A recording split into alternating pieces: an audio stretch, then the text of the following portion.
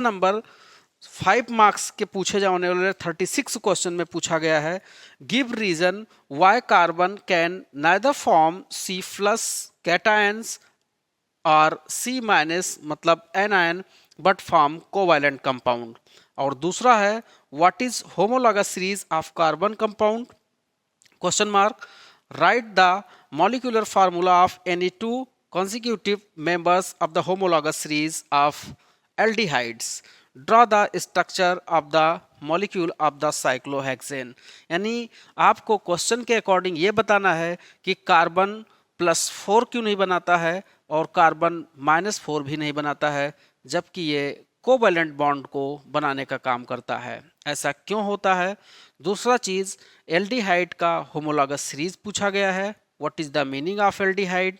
Aldehyde के बारे में बताऊंगा आपको, इसके होमोलॉगस सीरीज के बारे में भी आपको यहाँ मैं एक्सप्लेन करूंगा। बच्चे इन चीज़ों को ध्यान देना है, होमोलॉगस सीरीज बार बार आपके एग्जाम में पूछा जाता है, ये भी तैयार होना चाहिए।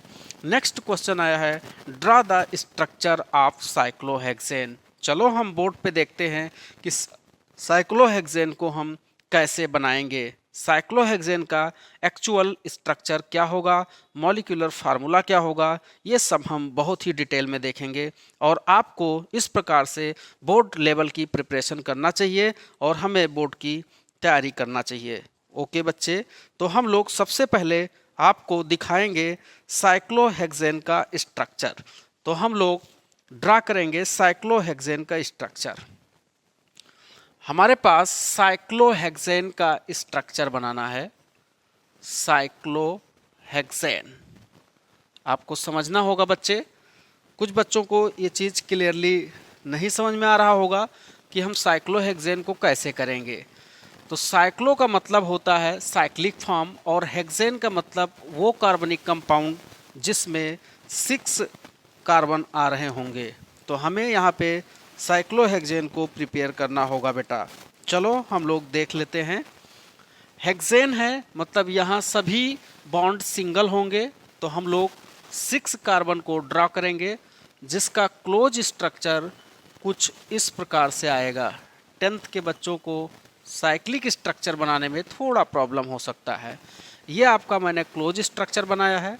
सभी कर्व इसमें ये रिप्रेजेंट करते हैं कि इनके जगह हम कार्बन को रख सकते हैं। जैसे ये कार्बन मैंने इस कर्व के पास दिखा दिया, यहाँ से ये स्ट्रक्चर, यहाँ से ये carbon, next 2 carbon also be here mention. यहाँ हम देख सकते हैं एक कार्बन यहाँ, एक कार्बन यहाँ। This is represent to cyclohexane. Very important question. अब ध्यान देना, यहाँ हम लोग स्टार्टिंग से ही पढ़ चुके हैं कि कार्बन की वैलेंसी 4 होती है, तो यहाँ हम 2 हाइड्रोजन से इनकी वैलेंसी कंप्लीट करेंगे कुछ इस प्रकार से। ध्यान दीजिएगा बच्चे, ये हो गया हमारा साइक्लोहेक्सेन का स्ट्रक्चर, जो कि एग्ज़ाम में डायरेक्ट अभी मैंने पेपर दिखाया, आप लोगों से एग्जामिनर ने पूछा था। तो ये था साइक्लोहेक्सेन। ये भी स्ट्रक्चर साइक्लोहेक्सेन है, ये मैंने ओपन स्ट्रक्चर आपके सामने रखा है और ये क्लोज स्ट्रक्चर है। ओके बच्चे, तो ये था cyclohexane.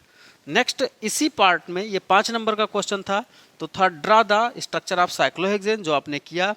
What is the homologous series of कार्बनिक कंपाउंड, और इसमें कॉन्जिक्यूटिव स्ट्रक्चर ऑफ एल्डिहाइड पूछा है।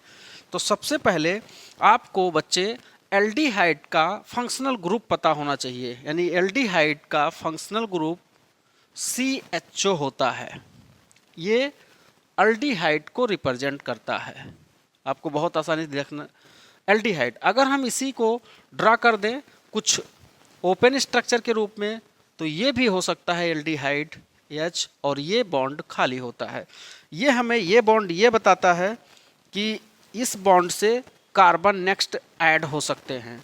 तो होमोलॉगस सीरीज चलो हम बनाते हैं। पहला अगर हम बना लें CH3 CH2 CHO, तो ये फर्स्ट हो जाएगा।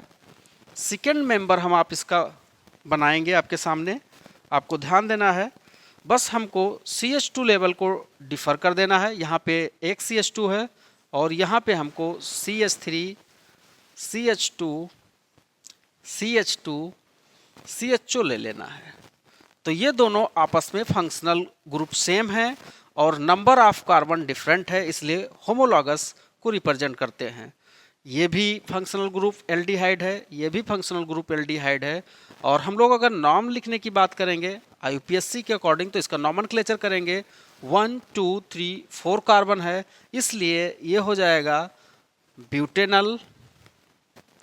और यहाँ नाम की बात करेंगे तो 1 2 3 कार्बन है, इसलिए इसे हम लोग बोलेंगे प्रोपेनल। ओके बच्चे, तो इस प्रकार से हमारा होमोलॉगस सीरीज हुआ और साइक्लोहेक्सेन का स्ट्रक्चर ड्रा हुआ। अब बात आती है कि कार्बन ना तो +4 बनाता है और ना -4 बनाता है, इसका रीजन क्या हो सकता है। तो चलो हम लोग इसको भी देखते हैं। हम लोग इस प्रकार से कह सकते हैं कि किसी भी एटम के लिए 4 इलेक्ट्रॉन डोनेट करना या 4 इलेक्ट्रॉन एक्सेप्ट करना किसी एटम से काफ़ी डिफिकल्ट होता है। इसके लिए आपको ध्यान देना है कोवैलेंट बॉन्ड बना के कार्बन अपनी बैलेंसेस को कंप्लीट करता है।